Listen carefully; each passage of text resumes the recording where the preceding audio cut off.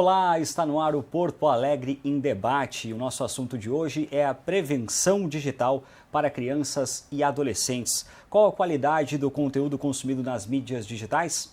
E para isso a gente recebe 3 convidados especialíssimos no tema para debater esta questão. Começamos então com a apresentação dos convidados. Daniel Wolff, que é coordenador do Núcleo de Pediatria do Simers e integrante também da diretoria do Sindicato Médico. Contamos também com a psicóloga Thaís Blackenhai, do Centro Integrado de Psicologia da Universidade da Fevale. E também presente aqui no estúdio o advogado especializado em Direito Educacional, Luciano Escobar. Agradeço então de imediato a presença dos nossos 3 convidados. E a primeira questão para a gente poder começar esse debate de hoje é justamente isso. Qual é a qualidade realmente do conteúdo consumido pelas nossas crianças e adolescentes quando a gente pensa em mídias digitais? Doutor Daniel. Olá a todos, muito obrigado pelo convite, por estar nesse programa. É um tema muito importante, a prevenção das crianças do mundo digital, fazer essa diminuição do tempo de tela. Falando em termos de idade, crianças até 2 anos, elas não deveriam ter esse acesso à tela contínuo, a não ser em situações, em pequenos momentos. Crianças de 2 a 5 anos deveriam ter acesso a 1 hora de tela no máximo por dia. Doutor, desculpa eu só interromper, mas só para tirar uma dúvida em relação a quando o senhor fala em tela. O senhor fala em tela, o senhor está dizendo um aparelho celular e um tablet. Televisão, ou seja, pode assistir um desenho, não tem problema. Celular, tablet, a gente abrange todos, Videogames. Então, independente do tamanho, é isso que eu queria dizer. Independente do tamanho. Então, uma criança até 2 anos não deveria ter esse acesso, porque os primeiros 1000 dias da criança, os primeiros 3 anos, são muito importantes para esse desenvolvimento.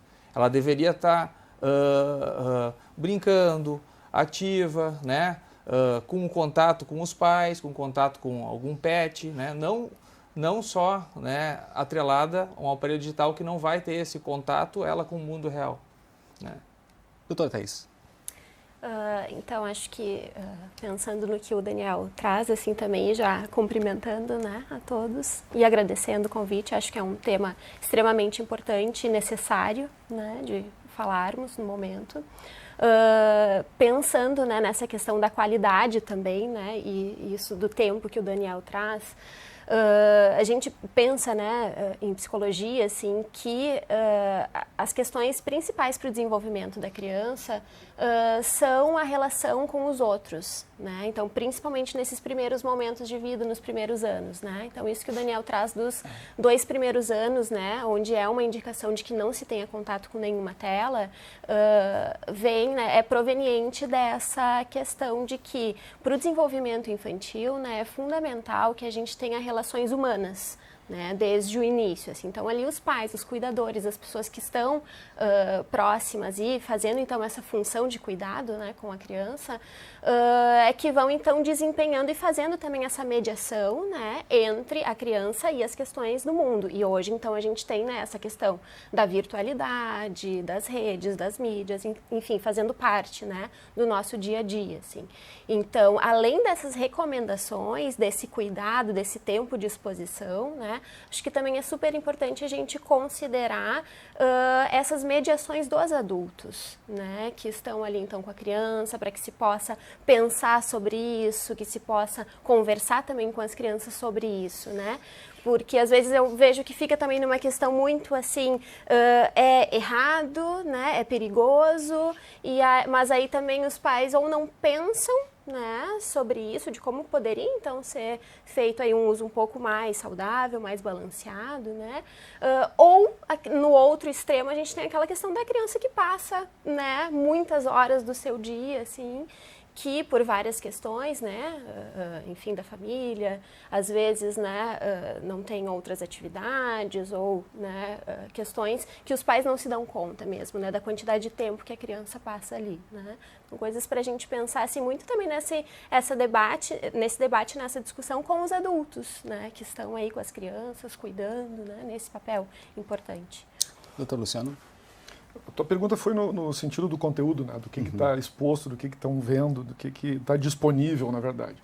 Eu acho que esse é um dos grandes problemas quando tu olha para uma televisão e tu tem uma classificação etária ainda, mesmo que seja indicativa, e ali ela se aparece na tua frente, o pai e a mãe têm condições de decidir, olha, tu vai assistir esse programa, tu não vai assistir esse programa, E ele ainda vem, essa classificação ainda vem implícita pelo horário em que acontece o programa, né? Então a gente sabe que hoje uma criança pequena aí, de 6, 5 anos não vai estar assistindo a novela das 9, das 10, porque vai estar incompatível com o horário de vida dela e tal, com a rotina. A internet não nos dá isso, né? A rede social ela é 24 horas por dia, 365 dias por ano, e o filtro de conteúdo a gente não tem. Porque normalmente os pais estão colocando os filhos, né, para assistirem a internet hoje, os tablets, os smartphones, até mesmo as televisões, que não são mais televisões, né, são grandes tablets, que elas são as smart TVs, estão conectadas na internet, todos os aplicativos de smartphones e de tablets estão na televisão, né? Então, assim, hoje esse filtro de conteúdo, ele é muito baixo. Então, uma criança hoje, né, que é do 0 aos 12 anos, um adolescente dali até os 18 incompletos, eles estão expostos a qualquer espécie de conteúdo, né? E quem tem que estar fazendo essa discussão sobre o filtro, sobre o que ver, sobre o que assistir, são os próprios pais, são a família. Mas eles acabam, na verdade, usando o tablet, o smartphone e a televisão como aquele recurso do eu preciso ficar um pouco sozinho, né? Quase como uma babá, né? É a babá eletrônica de agora, né? Agora. É só olhar num restaurante. Uma mãe com uma criança, uma família com uma criança pequena, ela está grudada num tablet para os outros comerem. E ali tu não enxerga mais nada, porque todos esses aplicativos, se a gente for falar de Facebook, de YouTube, de Instagram, né? Apesar de tu precisar de ter contas ali, a criança acessa pela conta do pai e da mãe. Ou o YouTube não precisa de conta. E tu está acessando ele ali pelo conteúdo que ele tem para te mostrar. Ninguém baixa YouTube Kids. Aliás, alguém conhece, sabe que existe o YouTube Kids só com conteúdo infantil? Então esse é um outro problema. E aí pega mais uma rede social que é um problemão grande hoje, né? Que é o TikTok, por exemplo. Também. O TikTok é pior ainda porque tu não precisa ter conta. Tu baixa o aplicativo, tu está assistindo todo o conteúdo dali.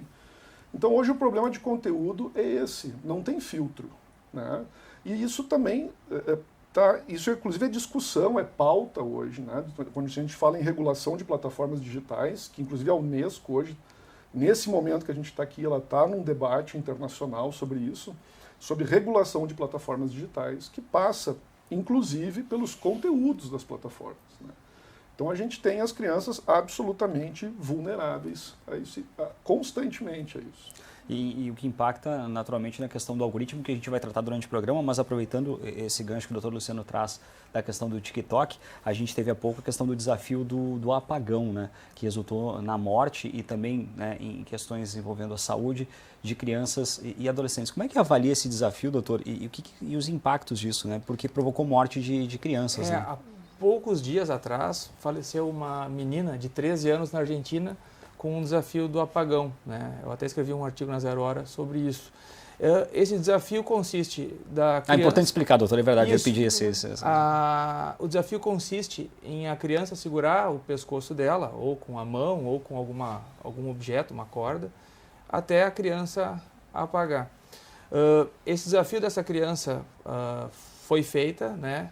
Ela acabou falecendo, e depois que ela faleceu, foi visto que ela havia feito, foi feita uma perícia no celular, foi vista que ela tinha feito outras 3 vezes tentativa, né?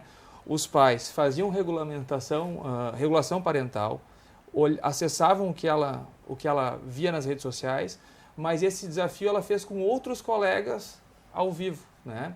Então, depois desse desafio, os outros pais, os outros colegas, viram que as outras crianças também, colegas dela, faziam esse desafio. Então, assim, nós devemos fazer a regulação, a gente deve acessar o que as crianças estão vendo e mesmo assim, às vezes, elas conseguem acessar, porque a internet é um mar sem fronteiras. A gente deve regular, deixar elas em ambientes próximos, não deixar elas fechadas nos seus quartos, né? Porque a internet não tem fronteiras, não tem limites. Uhum. E doutor Thaís, o que explica essa questão do desafio pegar, digamos, de uma forma assim, né, ou seja, mobilizar essas crianças e adolescentes para que se envolvam e não tenham nem a dimensão do risco que estão correndo, né? Uhum.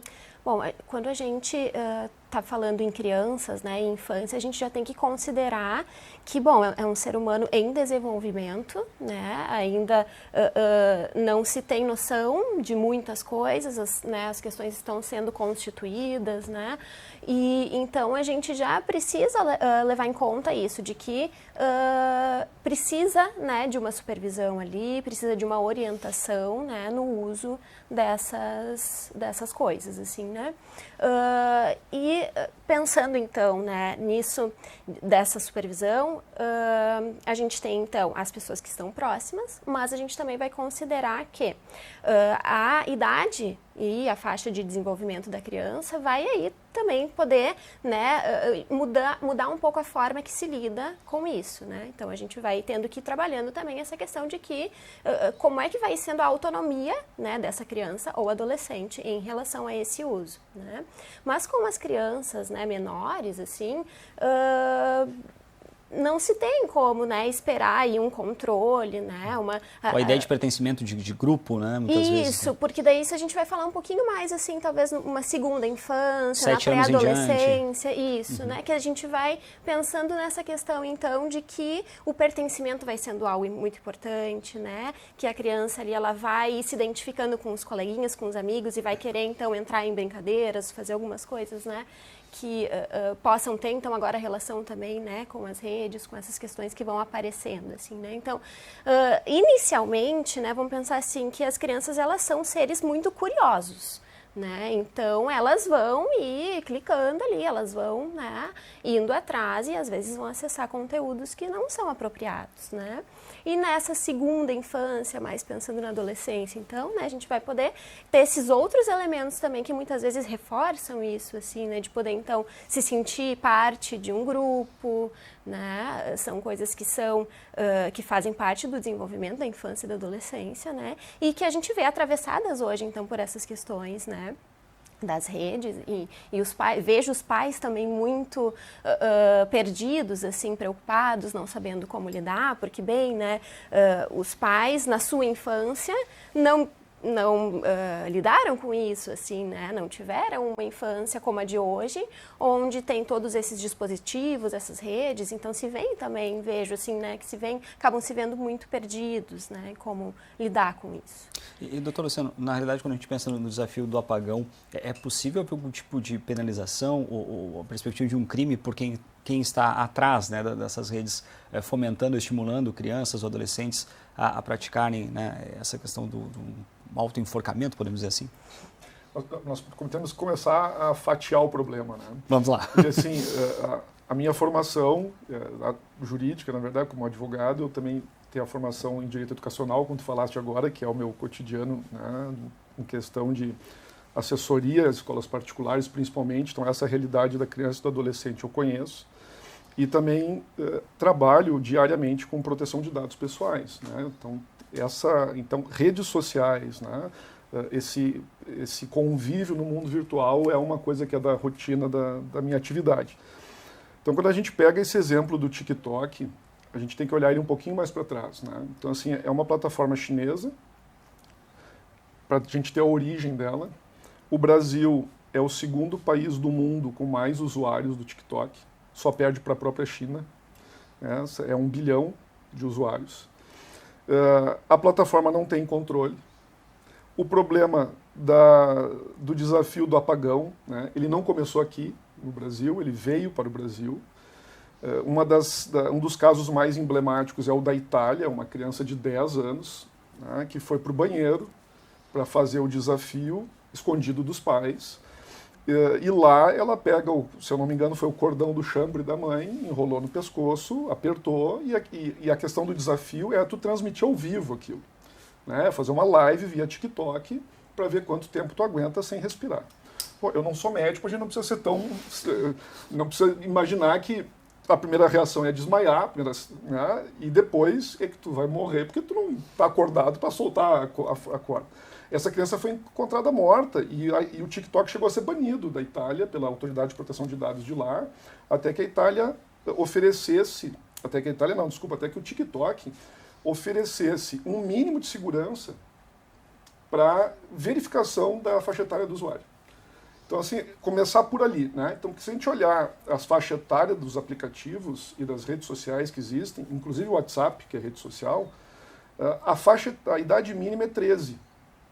O WhatsApp é 16. O YouTube é 18, para tu poder ter uma conta, né, e produzir conteúdo. E aí tu já tem essa questão legal, por exemplo, tu vai olhar YouTube, tu já tem a intervenção do Ministério Público acompanhando aquela monetização daquele canal, daquela criança, daquele adolescente, para tu não ter exploração infantil. Aí quando tu entra nessa situação do enforcamento, da rede social, do TikTok, tu tem a responsabilização da plataforma, porque ela é responsável pelo conteúdo que ela está botando. Então, essa criança que faleceu agora na Argentina não tinha 13 anos, a idade mínima da plataforma. A criança da Itália tinha 10 anos. Entre elas, houve outros enforcamentos com crianças abaixo de 13 anos. Então, a própria plataforma não assegura o cumprimento da regra que ela impõe, que é de idade mínima de 13 anos. 13 anos. Que vem, isso é quase que uma régua mundial, porque essas plataformas quase todas são americanas, né? E lá a idade de 13 anos é considerada a faixa adequada. Então a plataforma tem responsabilização pelo conteúdo, pela disseminação do conteúdo, por não tirar o conteúdo do ar a tempo, né?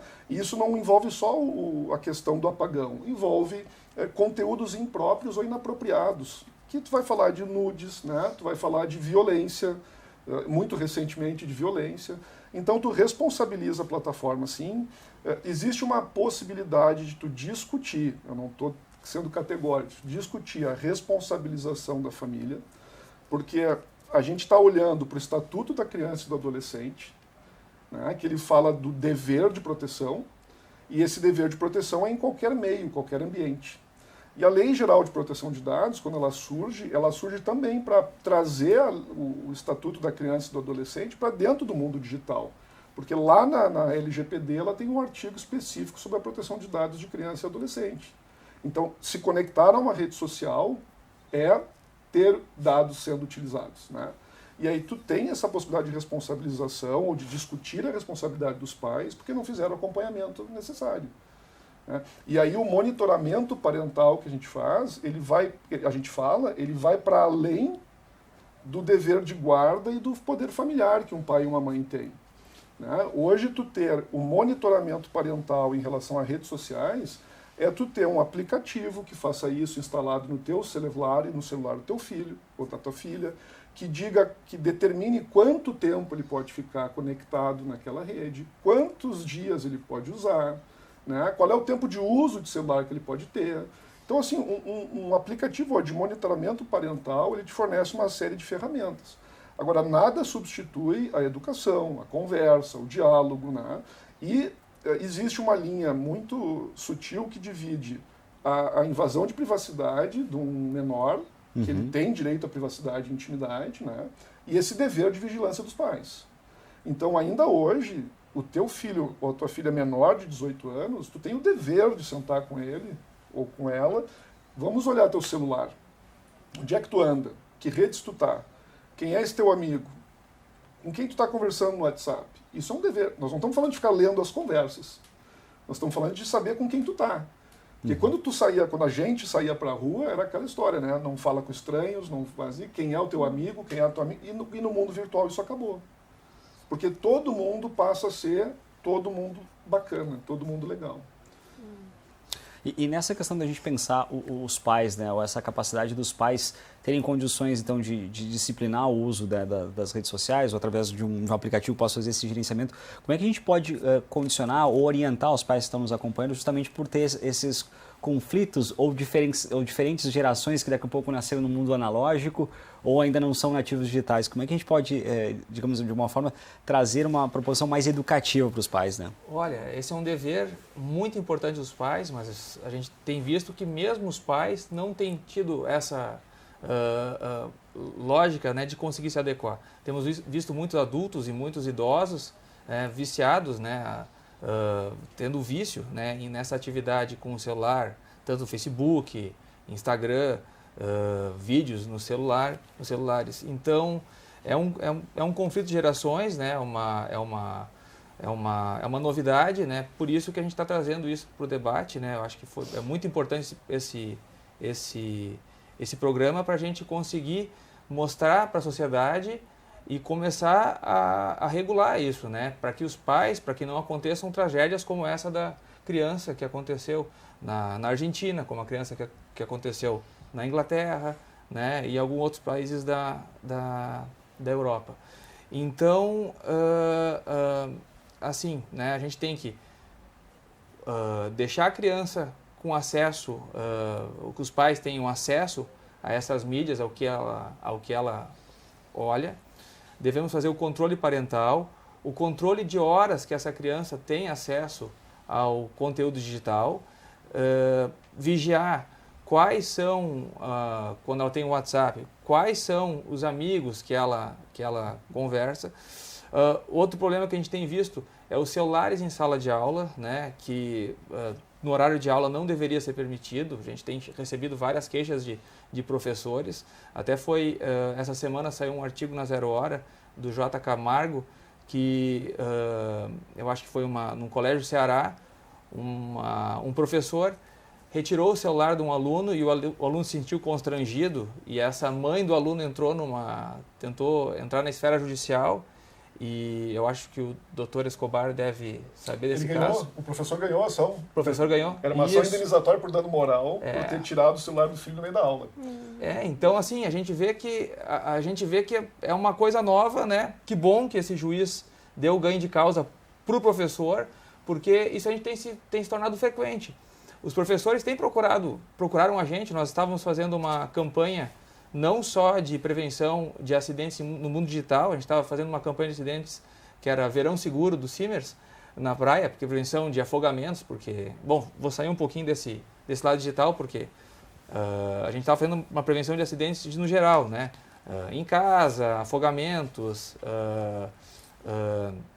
queimaduras, e os professores nos procuraram para conversar sobre esse acesso ilimitado aos celulares, né? Que causam dependência, que essas crianças acessam o celular nas salas de aula, causando até problemas jurídicos, né? Porque os pais às vezes acham que isso está correto, porque é uma tecnologia nova. Uhum. E dessa forma, doutora, quando fala nos pais e nos filhos nessa relação, como é que os pais também podem avançar nesse processo quando muitas vezes eles não dominam o digital e são os filhos quem ensinam os pais, né? Como fazer nessa relação ou nessa mediação necessária? Sim, acho que é um assunto urgente, assim, né? Pensando nos dias atuais, existem alguns assuntos que são já mais difíceis de lidar, assim, né? Vou dar um exemplo, na minha tese eu trabalhei sobre educação em sexualidade, né? Então, existem alguns temas, né, que a gente chama ainda de temas tabus, assim, né, que são considerados mais difíceis de lidar, enfim, que os pais têm, né, importantes dificuldades em trabalhar com os filhos, né? E hoje eu diria assim, eu faço uma certa ligação, uma certa associação, né, com essa questão, porque os pais costumam me dizer assim, eu não sei falar sobre sexualidade com meu filho porque meus pais não falavam comigo, né, eu não tive essa informação, né, de pessoas próximas, eu fui descobrindo, né, no mundo, enfim. E aí, hoje, né, com essas questões também que acontecem assim no mundo virtual, né, os pais não sabem lidar porque isso também não acontecia, né, na época deles, assim, e, enfim, são muitas novidades também, acho que a gente tem que considerar que a gente vive também um período histórico, né, que nós não temos representações históricas anteriores para lidar com essas questões virtuais, né? Isso tudo é novo, a gente está vivendo isso, se deparando com os problemas e tendo que lidar e que resolver algumas coisas, né? Então, acho que, assim, me parece que essa questão da regulação precisa andar muito junto com a educação. Né? Então, pensando, né, acho que falaste algo importante antes também sobre o direito das crianças, né? E também fiz uma relação assim com a questão da clínica, né? Eu atendo crianças no consultório e muitas vezes, assim, às vezes os pais tentam invadir, né, essa privacidade, assim, de querer saber o que a criança fala na sessão, né, o que ela está ali trazendo, enfim. E essa é uma questão, né, eu sempre explico, não, é uma questão, aqui é o espaço dele, né, a gente... Espaço de segurança, né? É um espaço de segurança, justamente para isso, para que ali a criança possa trazer, se expressar, né, representar tudo que está, o que precisar, o que quiser, enfim, né, e... Então, tem essa questão, né, de ter, a criança tem direitos, né, tem essa questão da privacidade, os pais não vão ficar sabendo do que exatamente ela fala na sessão, mas sim, talvez a gente pudesse pensar aí também nessa regulação necessária, mas no sentido de saber o que está acontecendo, como é que está sendo esse processo, né? Então, eu fico pensando nisso em relação ao mundo virtual também, desse acompanhamento, né? Saber o que o filho está fazendo ali, né? E a educação trago assim junto, né, para a gente pensar, porque por mais que seja extremamente necessária essa regulação, a gente sabe que se acham formas de burlar, né? Então, tem algumas questões que a educação, né, vai proporcionando, então, para que a gente possa ir também orientando, educando as crianças, né, em relação a esse uso, para que elas mesmas, em algum momento, claro que quando muito pequenas isso ainda vai ser difícil, né, mas em algum momento para que elas possam ir estranhando algumas coisas, né, elas mesmas... Daqui a pouco ali olhando, não, isso eu acho que não é legal, isso, né? Ah, tal coisa eu já conversei com o pai, com a mãe sobre isso, acho que isso, já escutei também algumas pessoas falando da própria criança dizer assim, não, isso eu vi ali, mas não era, não é uma coisa para criança, não é uma coisa para eu olhar, então eu fui, né? Enfim, por mais que tenha essa questão da curiosidade infantil, né? Também tem algo que pode ser trabalhado aí através da educação, né? Que é ir orientando, então, para que a criança e o adolescente depois, né, possa ir tendo também, né, mais consciência sobre o que é legal, o que não é legal. Né? Um dos caminhos também pode ser os pais conversando com outros pais para também entender e compreender essas dores, para não respingar também só para a escola esse compromisso, doutor Luciano? A escola é uma coisa muito complexa e curiosa, né? Porque, na verdade, todo mundo diz assim, a escola é o termômetro da sociedade, ali a gente sabe o que está acontecendo. Esse final de ano com eleições foi uma constatação muito evidente disso, né? O que acontecia na rua se reproduzia nas escolas, muito reforçado pelos exemplos dos pais, e aí nós vamos começar a entrar na nossa discussão aqui, né? Então, assim, tu tem uma geração que é absolutamente analógica, que somos nós e os pais dessas crianças que a gente está falando, e tu tem uma geração que já é digital. Crianças de 1 ano hoje, tu entrega um livro para elas, elas não abrem o livro, elas fazem assim, né, para correr a tela do livro. Tu pega um pai e compra um celular, eles pedem para o filho instalar as coisas para ele, né? Então, quando eu estou trabalhando com crianças e adolescentes, né, dentro de sala de aulas, conversando com eles, uma das primeiras perguntas que a gente faz é, quem é que tem celular? Né, e cada vez isso está mais cedo.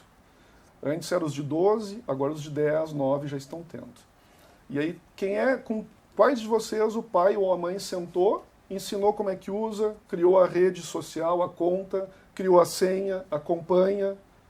1, 2, em uma turma de 30, 35, levantam a mão.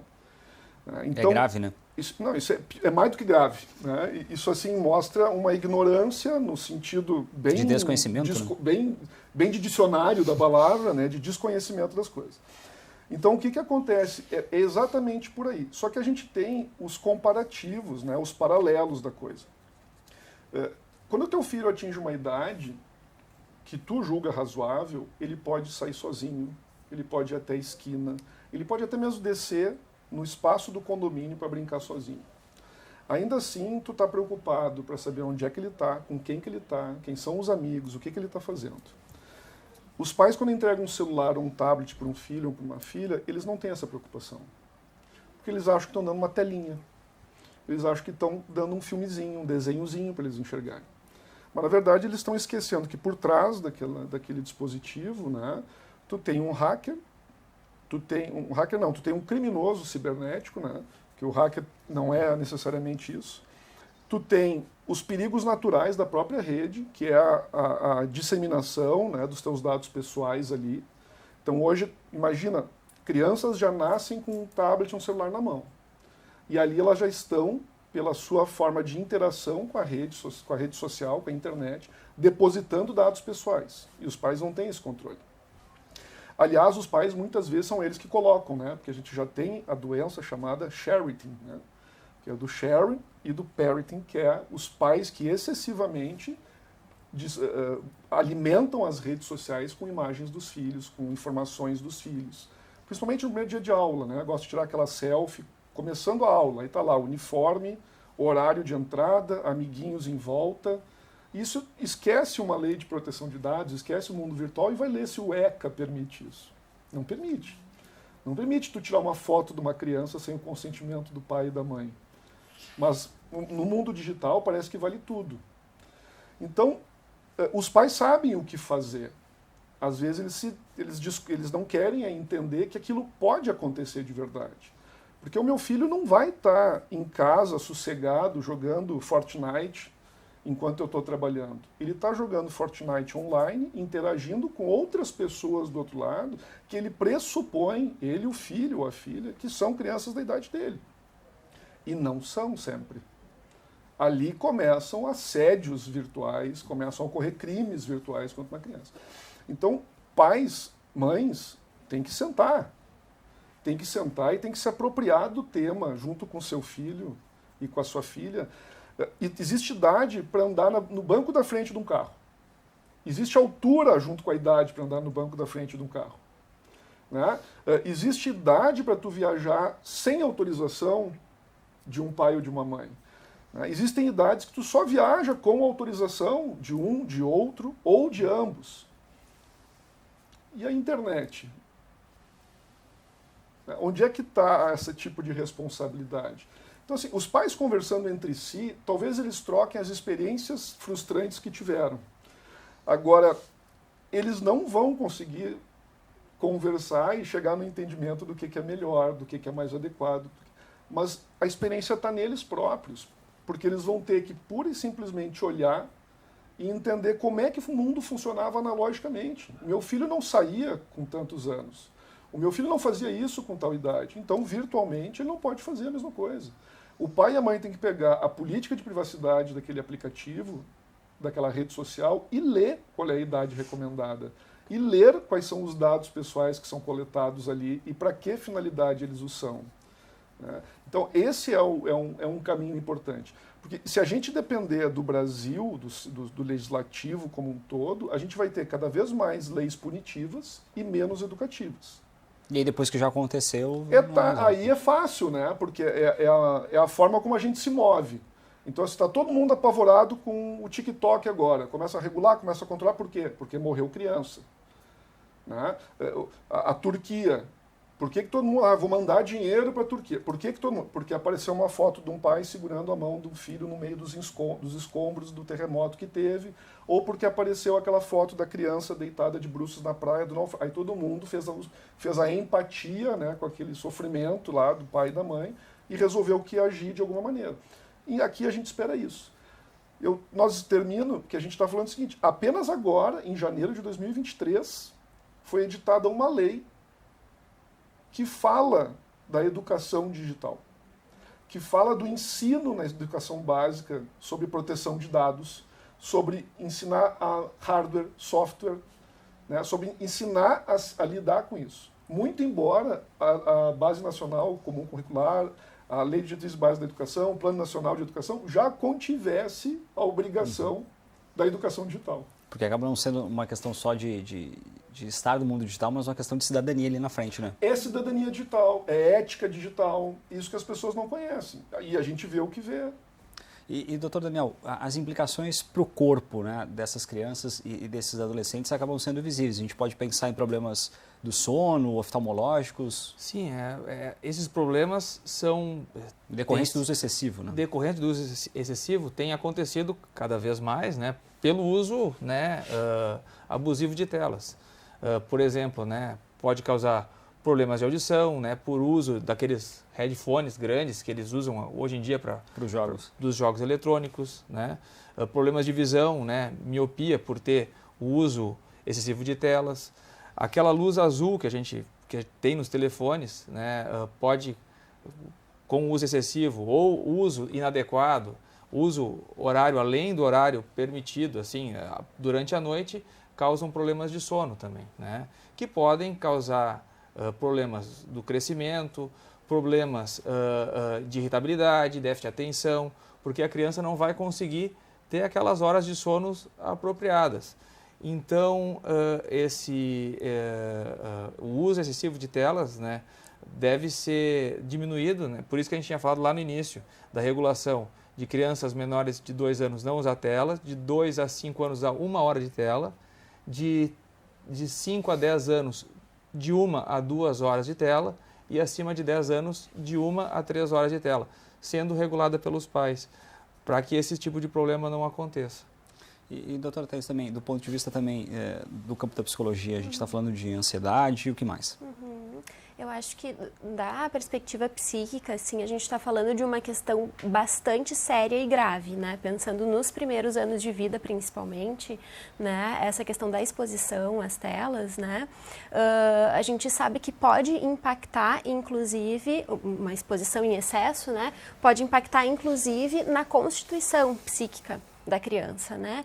Porque ali ela está se relacionando com uma tela, né? Algo que simplesmente traz estímulos para ela, né? Imagens, sons, enfim, na qual ela não está desenvolvendo algo de forma ativa, né?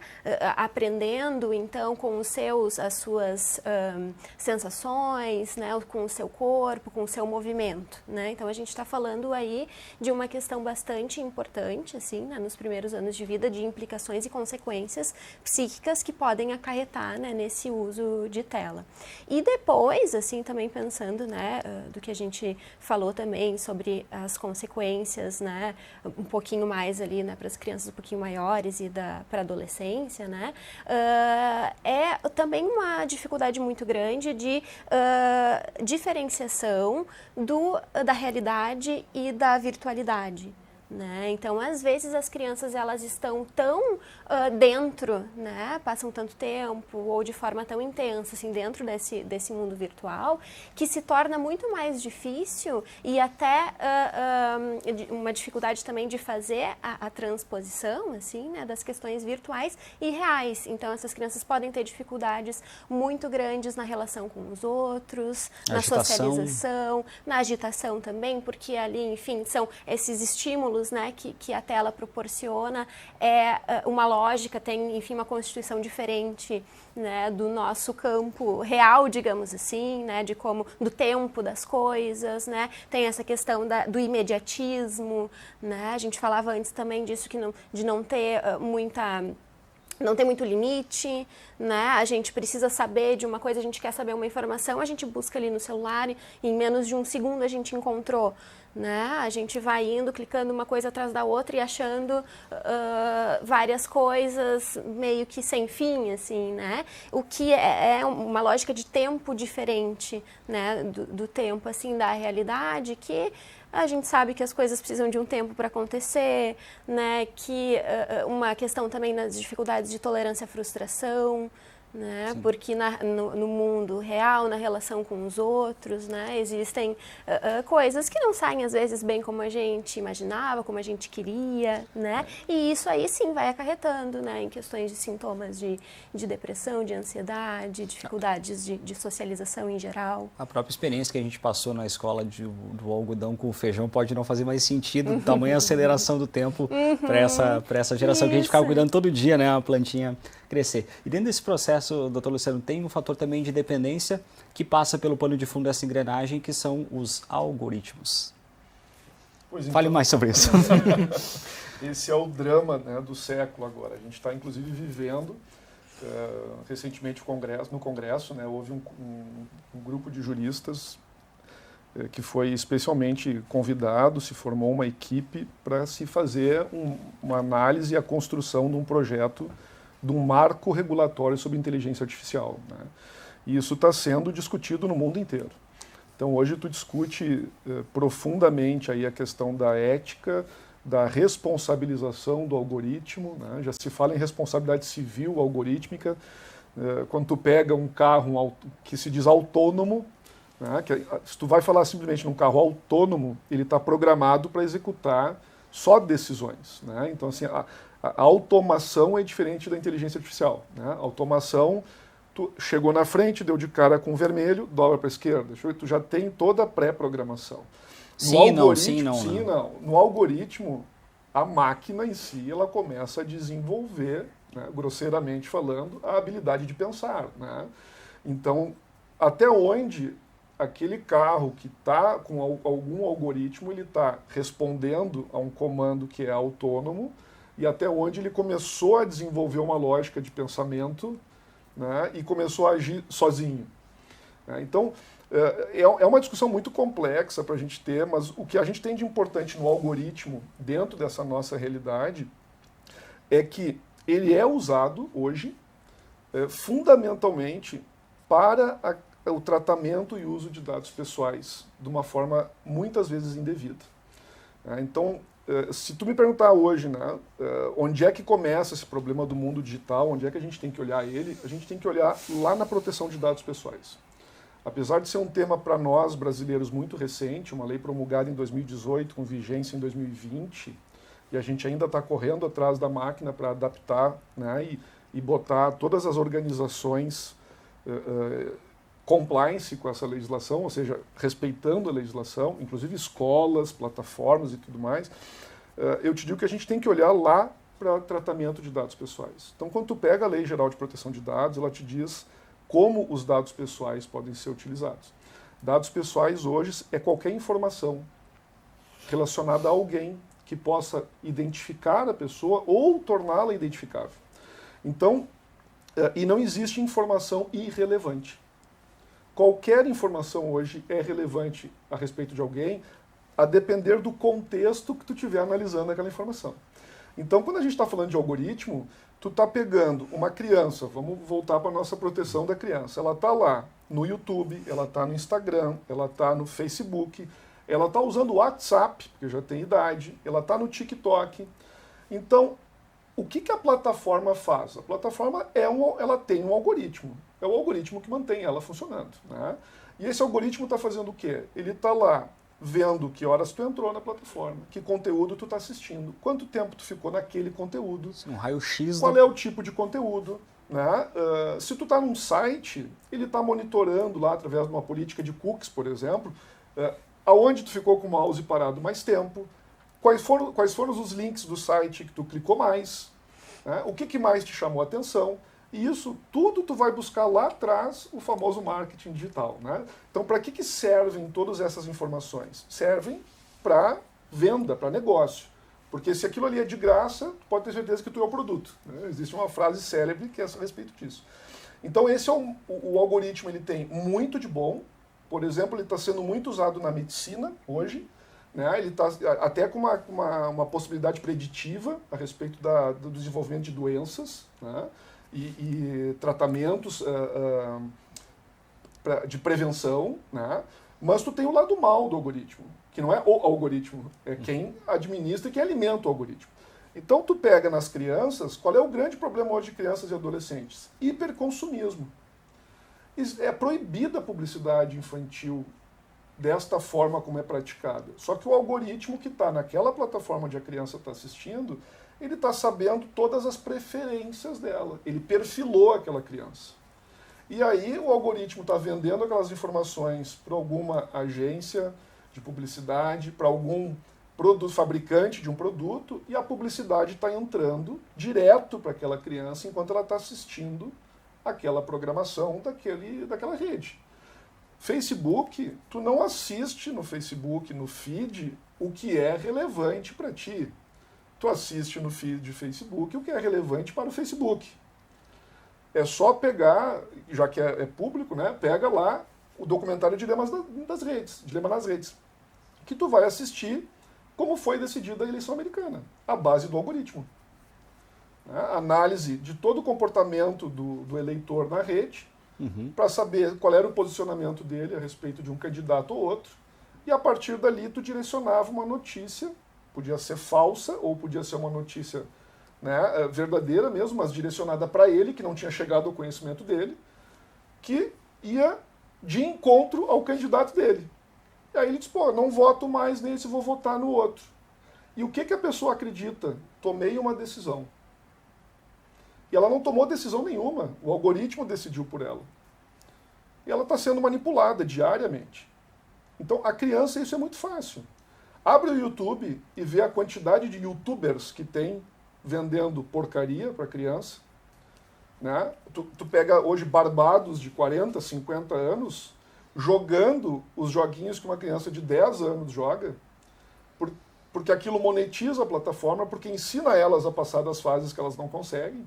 E quando ele está terminando o vídeo, o que ele está fazendo? Vendendo o meu livro sobre como vencer os desafios do jogo. O meu boneco inspirado no jogo. E ali é o que eu te digo, a lei não chegou, né? Não existe regulação de plataforma.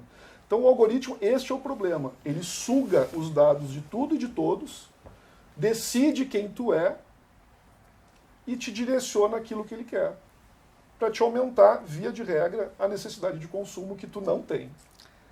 Extremamente desafiador, o tema deve render e vai render novos debates, mas a gente chega à etapa final do nosso programa. Queria passar para as considerações finais dos nossos convidados, porque se deixasse a gente seguiria aqui com certeza, mas a gente vai retomar justamente esse tema da prevenção digital para crianças e adolescentes e também um olhar para a publicidade infantil. Doutor Daniel, o que a gente pode passar então de considerações finais ou de dicas, né, para quem está nos acompanhando? Muito obrigado pelo convite. Eu queria deixar aqui uma campanha do Simers, que foi aproveite o verão, fica a dica, tá? Verão mais seguro Simers, tá?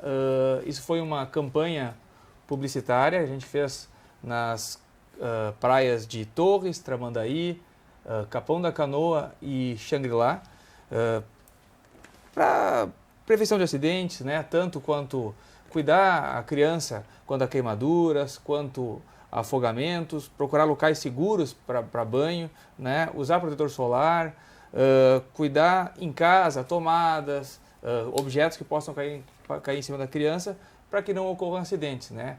Haja visto que a morte acidental em crianças de 1 a 14 anos é o fator de maior risco de mortalidade. E agradecer aí aos colegas e convidados do programa. Uma boa noite a todos. Doutora Thaís. Então, acho que muito mais, né, a ser falado e pensado ainda, fica aí também como um convite, né, a cada um e cada uma que está assistindo, para que possa seguir assim, refletindo, né, achando espaços de discussão e de informação sobre o tema, né. Eu gostaria de deixar assim também uma questão que é o papel da escola também, né, a implicação da escola nessas questões. Acho que, como é um assunto urgente, né, é uma questão que precisa, né, aí ser discutida nas escolas, precisa ter momentos, né, sejam de palestras, debates, reuniões, né, que se possa falar sobre isso. Antes a gente comentava sobre, né, se falar, compartilhar isso com outros pais, em grupo de pais, acho que é importante, mas também ter, né, esses outros espaços assim de maior informação, maior direcionamento sobre, né, então a escola e também caso os pais né, em algum momento assim estejam perdidos, né, também procurar aí alguns profissionais que possam auxiliar, às vezes também nessa questão de avaliar, né, se a criança tem o que ela consegue discernir ali em relação a esse uso, né? Então, acho que é algo que precisa ser pensado, trabalhado, né? Que todo mundo possa, que a gente possa ir também construindo isso enquanto sociedade, né? De conversar, de poder ouvir profissionais, né? Como estamos aqui hoje, das mais diversas áreas para ir compondo, né? Não existe uma verdade absoluta sobre o tema, não existe ainda uma resolução sobre, mas acho que as coisas podem ir, um caminho, né? Aí, assim, então, fazendo esses estudos, essas discussões em conjunto, né? Então, agradeço muito aqui o programa, né, por poder estar aqui discutindo sobre o assunto, e os meus colegas, acho que também aprendi muitas coisas aqui hoje. Obrigada. Doutor Luciano. Eu volto, né, ouvindo a doutora falar sobre escolas, né? Acho que foi o espaço da sociedade que mais sofreu impactos e sofre diariamente com a questão de redes e proteção de crianças. Inclusive sofre injustamente, né, porque vem o Estado e joga a responsabilidade integralmente para cima das escolas pelos problemas virtuais que acontecem. Então, eu acho que a gente precisa olhar e abrir o Estatuto da Criança e do Adolescente, precisa abrir a Constituição e olhar a divisão de responsabilidades. Ela é da família, ela é do Estado, ela é da sociedade. Escolas entram na parte do Estado, né? Mas o Ministério Público entra na parte do Estado, outros órgãos entram na parte do Estado. E, como eu disse, a gente trabalha muito na parte da repressão e não na educação, né? E as escolas têm se saído muito bem na parte que lhes cabe, porque absorveram a responsabilidade de todos os outros. Então, eu acho que a gente precisa, de novo, né? Eu vou retomar aquele aspecto que eu acho fundamental.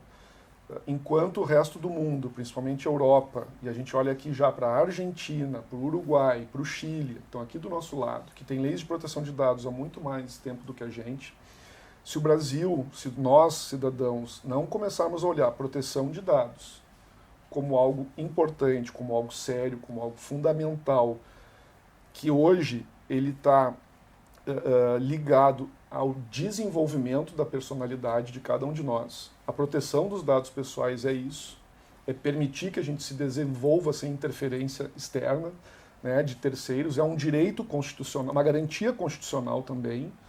Então, se a gente se focar para isso hoje, começar a educação por ali, a gente vai ter condições de questionar as plataformas, de questionar o próprio ensino, que hoje está muito tecnológico, né? As edtechs estão aí fornecendo plataformas digitais de ensino, e nós vamos começar a entender criticamente se aquilo está sendo bom ou está sendo ruim para a criança e para o adolescente, que mal aquilo está fazendo.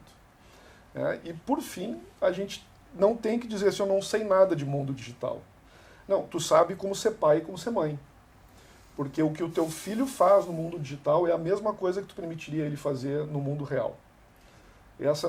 Não existe esta distinção. A diferença é que tu não enxerga o mal do digital lá. E do físico tu enxerga diariamente. Então eu agradeço, Leandro, a oportunidade de estar aqui com vocês. Para mim, assim, a gente arranhou a superfície desse tema, né? Obrigado por estar com vocês também, pessoas que entendem do assunto, e a gente está falando dessa preocupação da criança e do adolescente. E eu acho que outra hora voltamos com mais assunto. Vamos retomar esse tema com certeza. Quero agradecer mais uma vez a presença dos nossos convidados, ao Daniel Wolff, coordenador do Núcleo de Pediatria do Simers, a doutora Thaís Blankenheim, psicóloga do Centro Integrado de Psicologia da Fevale, e ao Dr. Luciano Escobar, advogado especializado em Direito Educacional. O programa de hoje fica por aqui. Esta e outras edições você encontra no nosso YouTube e nas redes sociais. Se inscreve, ativa o sininho, dá um like, compartilha com moderação depois do programa de hoje. Até a próxima. Obrigado pela audiência.